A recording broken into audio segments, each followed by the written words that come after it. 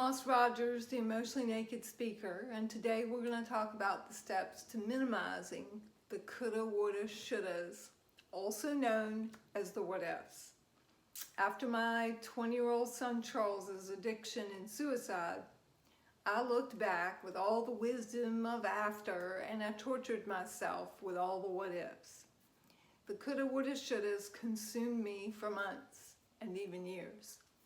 I blamed myself for something I did, something I said, things I didn't say or do. And people tried to talk me out of it. They would swear up and down that it wasn't my fault. But that guilt baggage is part of the process of accepting the unfair end I had been given. But it's not just parents of those who lose a loved one to suicide or overdose that should themselves. It's almost all of us at some point. Parents with a loved one in addiction currently, and even parents with a child suffering from a disease, because there's always should have had children if I knew this gene would pass on. Should I marry that man or that woman if I knew 10 years later we'd be divorced? Breaking the habit can be hard. Sometimes we stay in that mode because we feel if we start moving forward and away from our crisis, we're leaving behind our loved one or our idyllic life. At some point, we try and we push the thoughts away and realize that doesn't work because they come back to us like a boomerang in a hurricane. Numbing them also leaves us stuck in grief, unable to move forward or find joy. And that's not what you want for yourself, is it? So here are the steps to minimizing those what ifs in your life. The goal was to learn to minimize the emotional pain over time that is linked to these thoughts.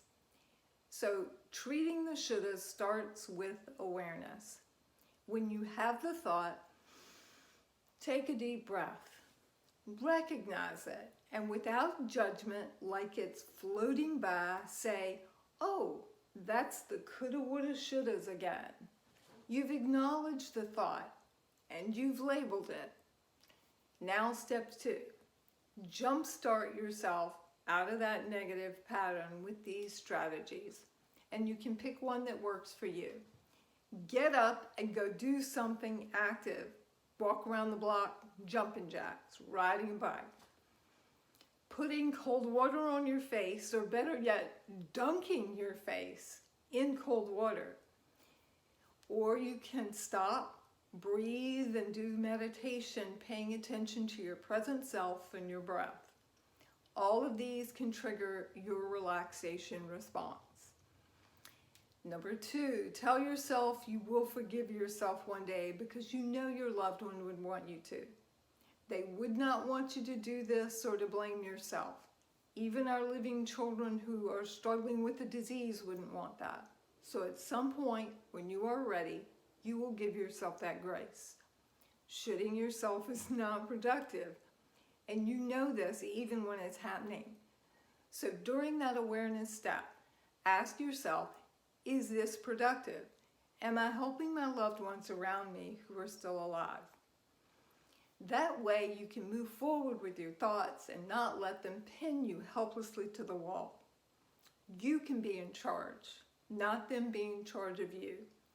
Once you reach a point where you forgive yourself, you will have relapses. So set that expectation. And when the thought reappears, remind yourself, I've forgiven myself for that. And go over in your mind why. I am human. I am putting a magnifying glass on things I did wrong and ignoring 98% of the things I did right. At the same time, you may be excluding beautiful memories you had over that person's lifetime. I still have brief relapses and they do deliver a nick of regret, but nothing like the torture I put myself through at first, and that's progress.